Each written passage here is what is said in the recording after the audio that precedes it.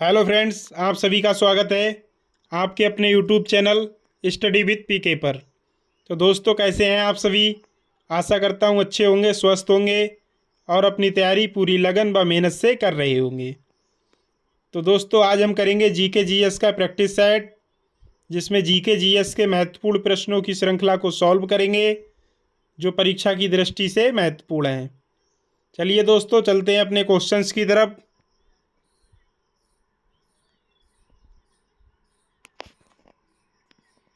आज का हमारा पहला क्वेश्चन है क्वेश्चन नंबर 1। किस प्रकार की मिट्टी प्रकृति में सोए जुताई वाली मिट्टी है? ऑप्शन नंबर ए काली मिट्टी, ऑप्शन नंबर बी लाल और पीली मिट्टी, ऑप्शन नंबर सी लैटेराइट मिट्टी और ऑप्शन नंबर डी जलोढ़ मिट्टी।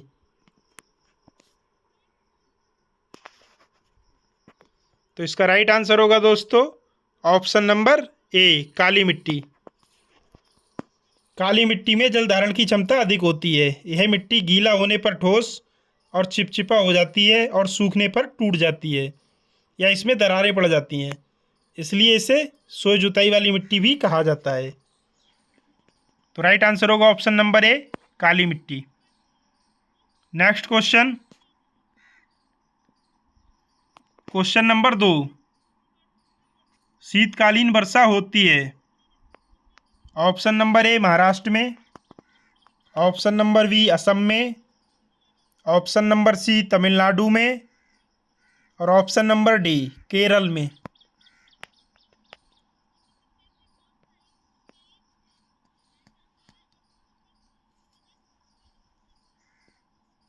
तो इसका राइट आंसर होगा दोस्तों ऑप्शन नंबर सी तमिलनाडु में।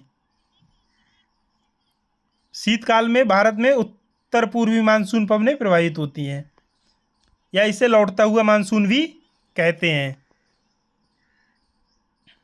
और लौटते हुए मानसून से तमिलनाडु के कोरोमंडल तट पर वर्षा होती है। तो राइट आंसर होगा ऑप्शन नंबर सी तमिलनाडु में। नेक्स्ट क्वेश्चन,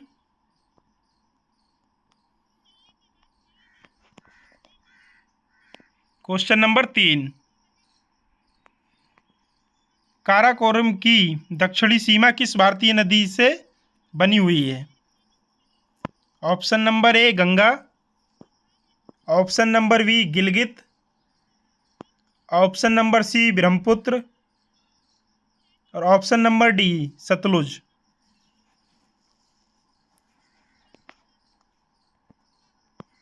तो इसका राइट आंसर होगा दोस्तों option number B Gilgit. Karakoram एक विशाल पर्वत श्रृंखला है जिसका विस्तार भारत, अफगानिस्तान तथा गिलगित बाल्टिस्तान क्षेत्र, चीन एवं तजाकिस्तान में है। काराकोरम की दक्षिणी सीमा गिलगित नदी से बनी हुई है। तो इसका राइट आंसर होगा option number B Gilgit. Next question, question number 4। Yamuna और बेतवा नदियों का संगम कहाँ होता है? Option number A Hamirpur, option number B Kurusela, option number C Allahabad और option number D Alampur.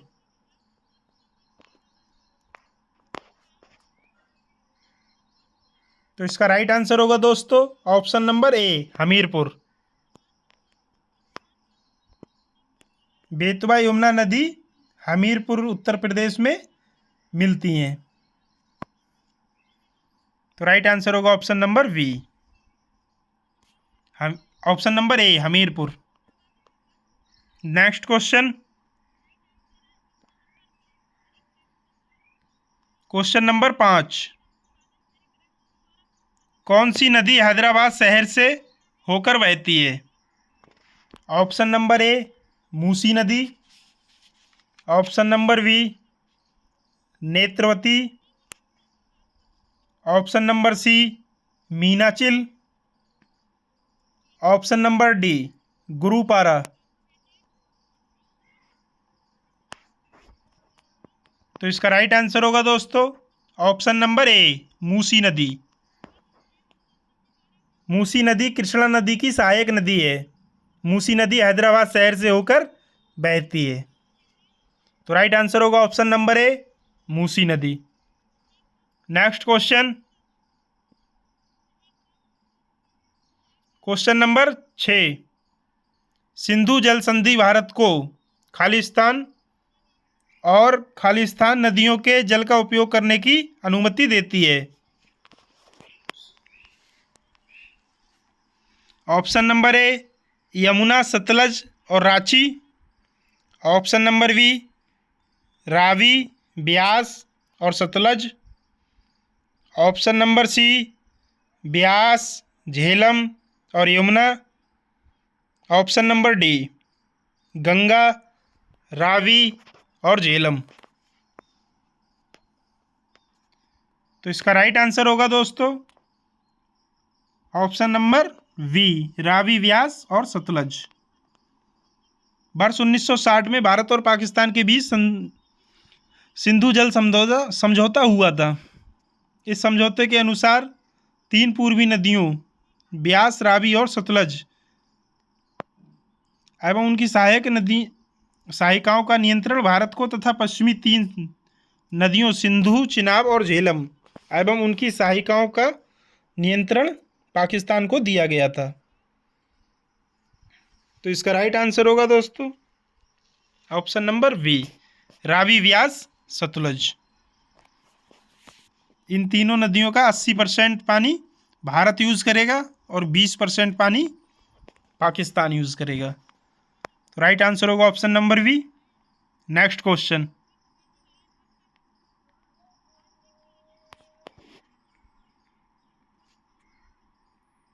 Question number 7। किस अभयारण्य को वेम्बनाड पक्षी अभयारण्य के रूप में जाना जाता है?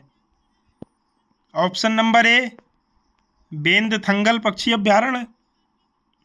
ऑप्शन नंबर बी घाटपिरवा पक्षी अभयारण्य। ऑप्शन नंबर सी कुमारकोम पक्षी अभयारण्य और ऑप्शन नंबर डी पुलकिट झील पक्षी अभयारण्य।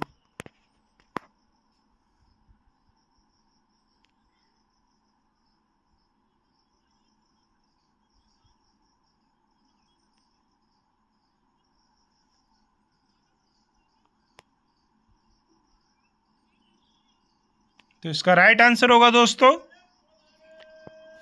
ऑप्शन नंबर सी कुमारकोम पक्षी अभयारण्य। कुमारकोम पक्षी अभयारण्य को वेम्बनाड पक्षी अभयारण्य कहा जाता है।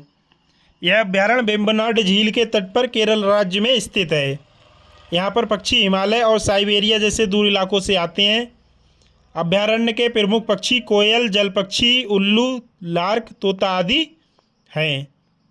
तो इसका राइट आंसर होगा दोस्तों ऑप्शन नंबर सी कुमारकोम पक्षी अभयारण्य। Next question, question number 8। हाथी परियोजना भारत में कब शुरू की गई? Option number A 1992। Option number B 1973। Option number C 1994 और ऑप्शन नंबर डी 1987।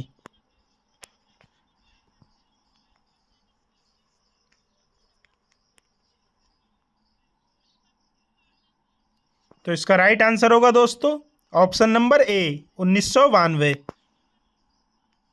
1992। हाथी परियोजना भारत में वर्ष 1992 में प्रारंभ हुई थी। भारत सरकार के पर्यावरण, वन और जलवायु परिवर्तन मंत्रालय द्वारा संचालित इस परियोजना का मुख्य उद्देश्य हाथियों की सुरक्षा व हाथियों की जनसंख्या में वृद्धि करना था। राइट आंसर होगा option number A 1992। Next question,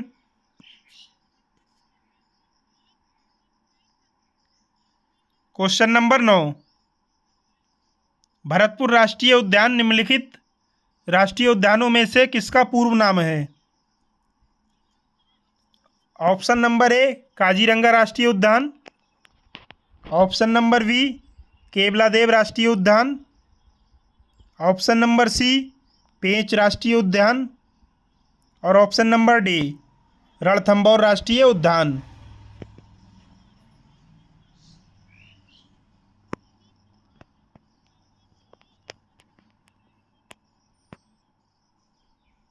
तो इसका राइट आंसर होगा दोस्तों ऑप्शन नंबर वी केवलादेव राष्ट्रीय उद्यान। भरतपुर पक्षी अभ्यारण्य केवलादेव राष्ट्रीय उद्यान का पूर्व नाम है। यह राजस्थान के भरतपुर जिले में स्थित है। इसमें हजारों की संख्या में दुर्लभ और विलुप्त प्रजाति के पक्षी पाए जाते हैं और वर्ष 1985 में इसे यूनेस्को द्वारा विश्व विरासत स्थल के रूप में सूचीबद्ध किया गया था। तो राइट आंसर होगा ऑप्शन नंबर वी केवलादेव राष्ट्रीय उद्यान। नेक्स्ट क्वेश्चन,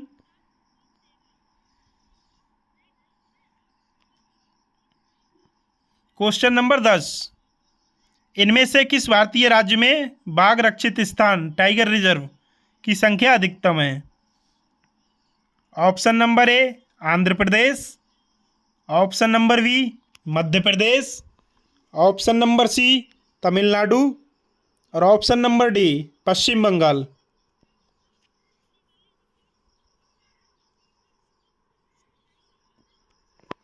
तो इसका राइट आंसर होगा दोस्तों option number B Madhya Pradesh. Bharat में मध्य प्रदेश तथा महाराष्ट्र में टाइगर रिजर्व की संख्या अधिकतम है।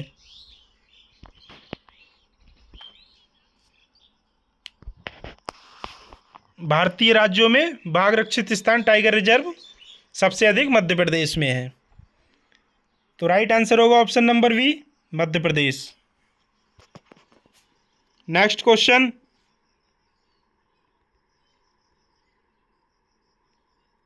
क्वेश्चन नंबर 11, कोरिंगागरान वन कहाँ है?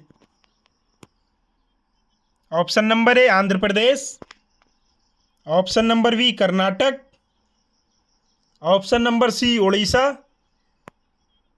और option number D Paschim Bengal.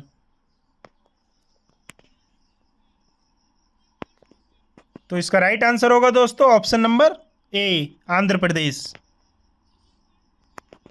कोरिंगागरान वन आंध्र प्रदेश में अवस्थित हैं।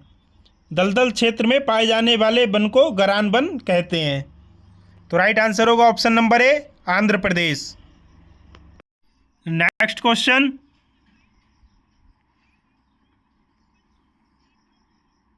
क्वेश्चन नंबर 12, प्राकृतिक स्थलीय पारिस्थितिकी तंत्र का उदाहरण निम्नलिखित में से कौन सा है? ऑप्शन नंबर ए जल जीवशाला, ऑप्शन नंबर बी झील, ऑप्शन नंबर सी घास स्थल और ऑप्शन नंबर डी महासागर।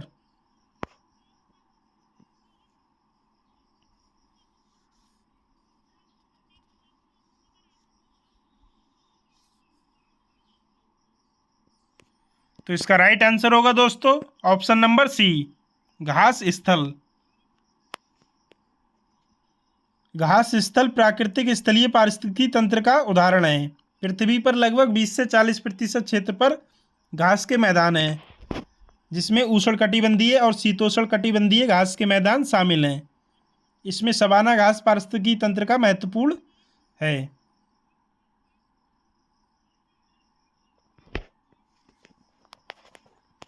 तो इसका राइट आंसर होगा ऑप्शन नंबर सी घास स्थल। नेक्स्ट क्वेश्चन,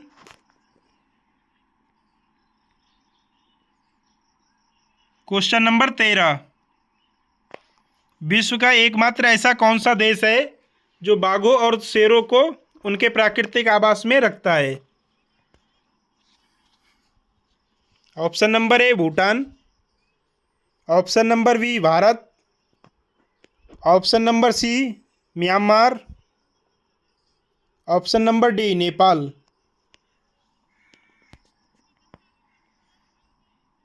तो इसका राइट आंसर होगा दोस्तों ऑप्शन नंबर बी भारत। विश्व का एकमात्र देश भारत है जो बाघों और शेरों को उनके प्राकृतिक आवास में रखता है। बाघों के संरक्षण के लिए वर्ष 1973 में प्रोजेक्ट टाइगर शुरू किया गया था। तो राइट आंसर होगा option number B, Bharat. Next question,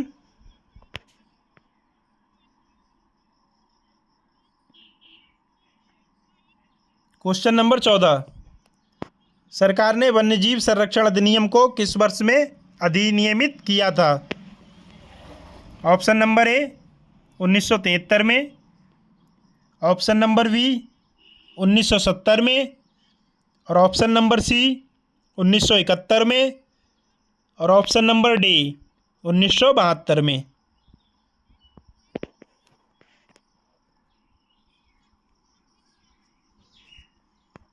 तो इसका राइट आंसर होगा दोस्तों ऑप्शन नंबर डी, 1972 में।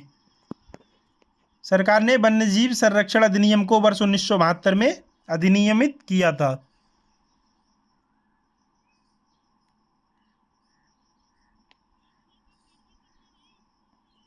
तो इसका राइट आंसर होगा option number D, 1972। Next question,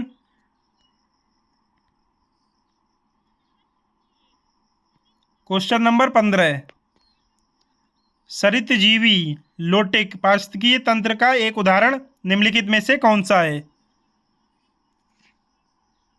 option number A नदी, ऑप्शन नंबर बी घास के मैदान, ऑप्शन नंबर सी तालाब, और ऑप्शन नंबर डी झील।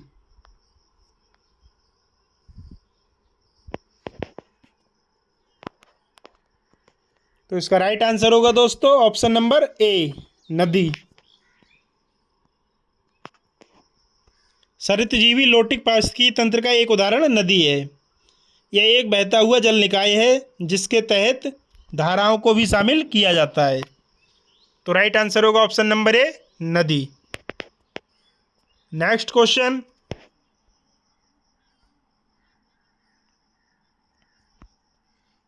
क्वेश्चन नंबर 16, भारत का केंद्रीय चिड़ियाघर प्राधिकरण सेंट्रल जू अथॉरिटी की स्थापना वर्ष में की गई थी?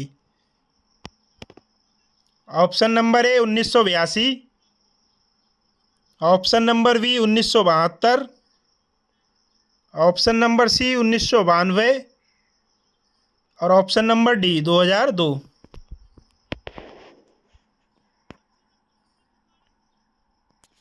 तो इसका राइट आंसर होगा दोस्तों ऑप्शन नंबर सी, 1992 में।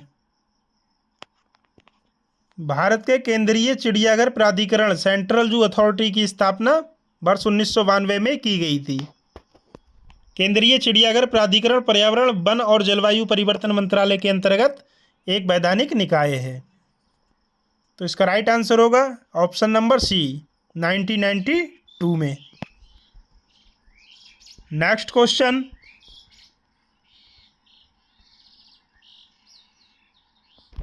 क्वेश्चन नंबर 17, नंदा देवी जैवमंडल निचय बायोस्फीयर रिजर्व निम्नलिखित में से किस भारतीय राज्य में स्थित है?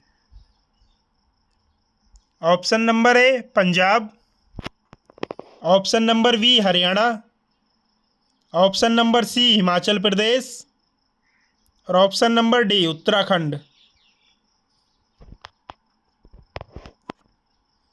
तो इसका राइट आंसर होगा दोस्तों option number D Uttarakhand. Nanda Devi राष्ट्रीय उद्यान 1982 में तथा नंदा देवी जैवमंडल संरक्षित क्षेत्र 1988 में स्थापित हुआ। यह उत्तराखंड राज्य में स्थित है। तो राइट आंसर होगा option number D Uttarakhand. Next question,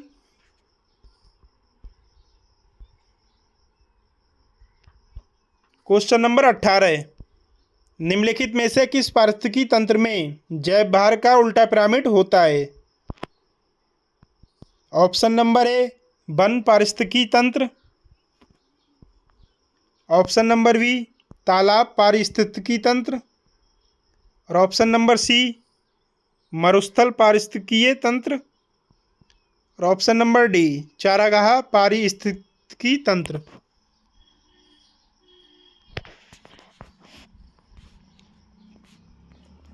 तो इसका राइट आंसर होगा दोस्तों ऑप्शन नंबर बी तालाब पारिस्थितिकी तंत्र।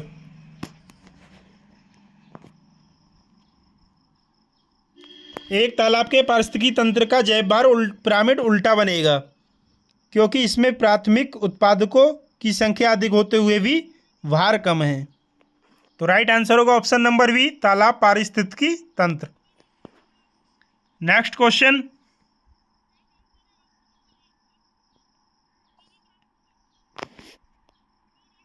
क्वेश्चन नंबर 19, पश्चिम बंगाल की मुख्य फसल क्या है? ऑप्शन नंबर ए चाय, ऑप्शन नंबर बी चीनी, ऑप्शन नंबर सी चावल और ऑप्शन नंबर डी कपास।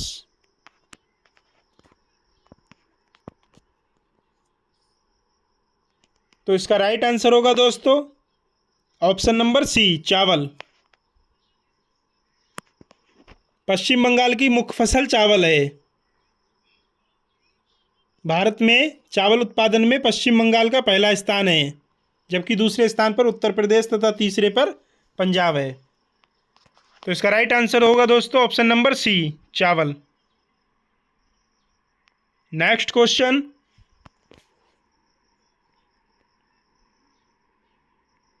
क्वेश्चन नंबर 20, फूलों की सर्वाधिक किस्में पाई जाती हैं? Option number A Kerala, option number B Assam, option number C Sikkim और option number D Uttar Pradesh.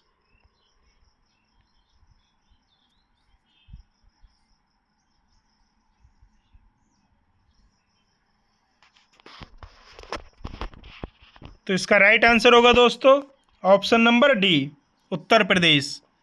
फूलों की सर्वाधिक किस्में उत्तर प्रदेश राज्य में पाई जाती हैं तथा उत्तराखंड को फूलों की घाटी भी कहते हैं। तो राइट आंसर होगा option number D Uttar Pradesh. Next question,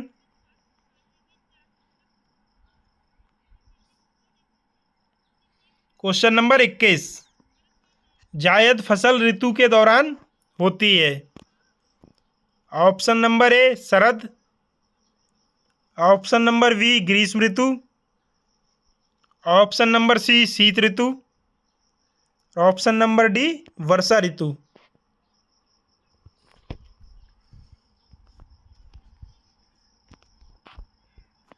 तो इसका राइट आंसर होगा दोस्तों ऑप्शन नंबर बी ग्रीष्म ऋतु। जायद फसल ग्रीष्म ऋतु के दौरान होती है। यह फसल रबी की फसल और खरीफ की फसल के मध्य में बचने वाले समय के दौरान उत्पादित की जाती है। ककड़ी, खीरा, तरबूज, खरबूजा आदि जायद फसल के प्रमुख उदाहरण हैं। तो इसका राइट आंसर होगा ऑप्शन नंबर बी ग्रीष्म ऋतु। नेक्स्ट क्वेश्चन,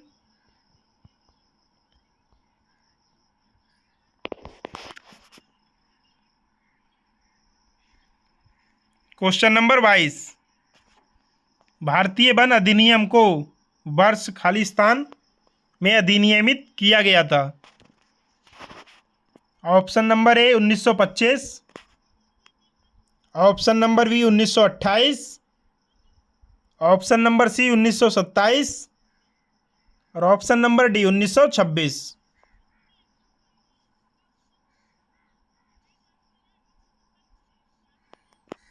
तो इसका राइट आंसर होगा दोस्तों ऑप्शन नंबर सी 1927, 1927।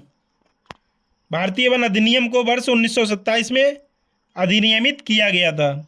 इसे वन से संबंधित कानून को मजबूत करने, वन उपज के पारगमन और लकड़ी एवं अन्य वन उपज पर दायित्व के लिए अधिनियमित किया गया था। तो राइट आंसर होगा ऑप्शन नंबर सी 1927 में। नेक्स्ट क्वेश्चन,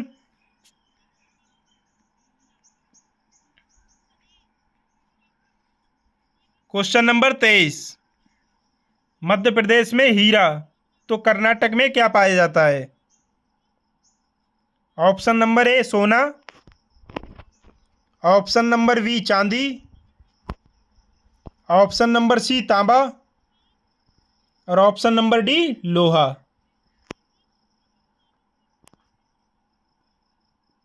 तो इसका राइट आंसर होगा ऑप्शन नंबर ए सोना। भारत में हीरा मध्य प्रदेश के पन्ना जिले में पाया जाता है, जबकि सर्वाधिक सोना कर्नाटक राज्य में पाया जाता है। यह कर्नाटक राज्य के कोलार की खानों से प्राप्त किया जाता है। तो राइट आंसर होगा ऑप्शन नंबर ए, सोना। नेक्स्ट क्वेश्चन,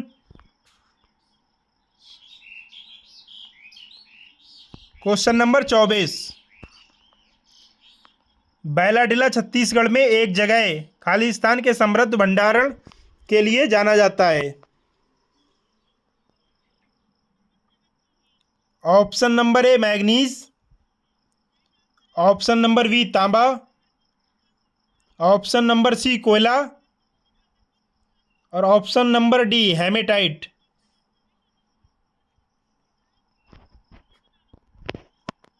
तो इसका सही आंसर होगा option number D, haematite.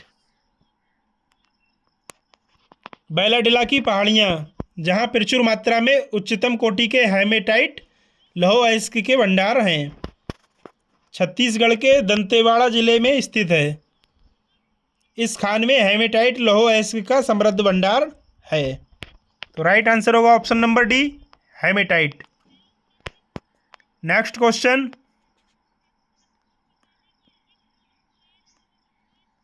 Question number 25। Kolar की खदानें किस भारतीय राज्य से संबंधित हैं? Option number A Odisha, option number B Andhra Pradesh, option number C Telangana और option number D Karnataka.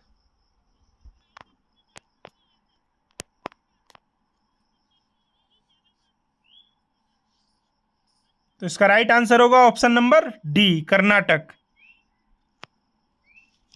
Kolar की खदानें भारत के कर्नाटक राज्य से संबंधित हैं। कोलार सोने की खानों तथा प्रमुख ऐतिहासिक एवं पर्यटक केंद्रों के लिए प्रसिद्ध है। तो राइट आंसर होगा option number D, Karnataka. Next question, question number 26। किस जीवाश्म ईंधन को बरेड सनशाइन के रूप में माना जाता है? ऑप्शन नंबर ए जलाऊं लकड़ी, ऑप्शन नंबर बी प्राकृतिक gas, option number C petroleum और ऑप्शन नंबर डी कोयला।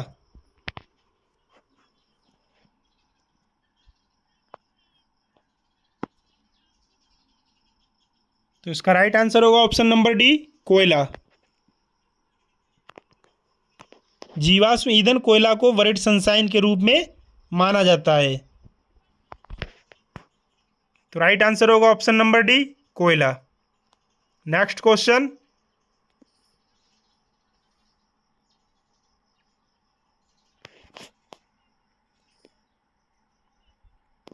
Question number 27।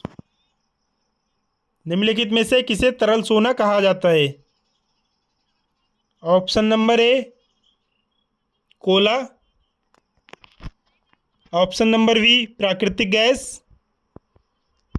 Option number C petroleum और ऑप्शन नंबर डी परमाणु ऊर्जा।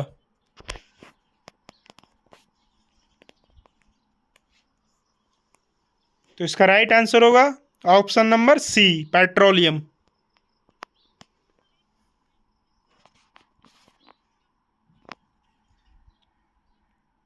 पेट्रोलियम को तरल सोना भी कहा जाता है। तो right answer option number C petroleum.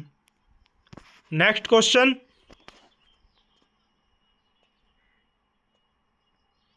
Question number 28। Bhakra Nangal बांध किस नदी के ऊपर बना है? Option number A Kosi, option number B Jhelum नदी, ऑप्शन नंबर सी व्यास नदी और ऑप्शन नंबर डी सतलुज नदी।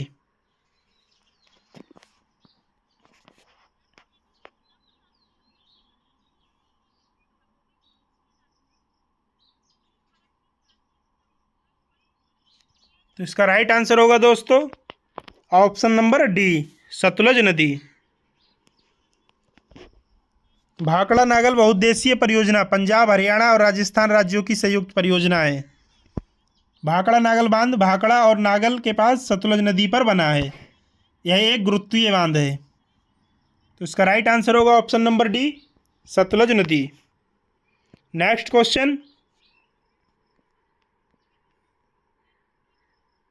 क्वेश्चन नंबर 29, टिहरी बांध कहाँ पर स्थित है? ऑप्शन नंबर ए भागीरथी नदी पर, ऑप्शन नंबर बी गंगा नदी पर, ऑप्शन नंबर सी रामगंगा नदी पर और ऑप्शन नंबर डी गोमती नदी पर।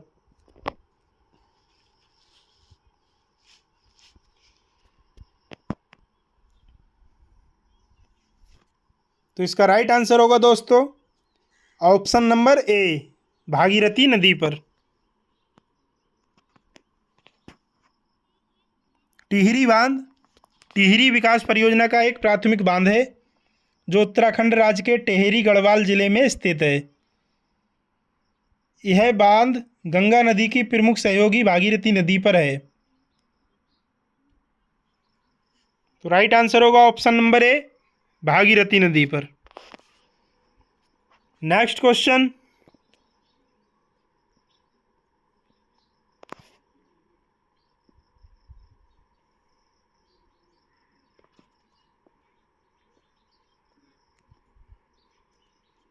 Next question,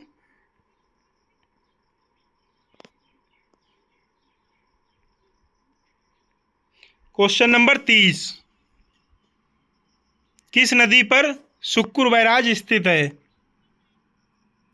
option number A Ganga नदी पर, ऑप्शन नंबर बी सिंधु नदी पर, ऑप्शन नंबर सी सतलज नदी पर और ऑप्शन नंबर डी महानदी पर। तो इसका राइट आंसर होगा दोस्तों ऑप्शन नंबर बी सिंधु नदी पर। सुक्कुर बैराज पाकिस्तान के सिंध प्रांत में सुक्कुर शहर के पास सिंधु नदी पर स्थित एक बांध है। यह ब्रिटिश काल के दौरान 1932 में पूर्ण बनाया गया था। तो राइट आंसर होगा ऑप्शन नंबर बी सिंधु नदी पर। नेक्स्ट क्वेश्चन,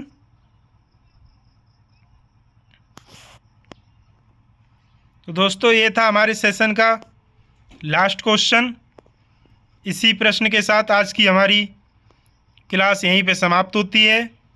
अगर क्लास अच्छी लगी हो तो लाइक करें, कमेंट करें और चैनल को सब्सक्राइब करना ना भूलें।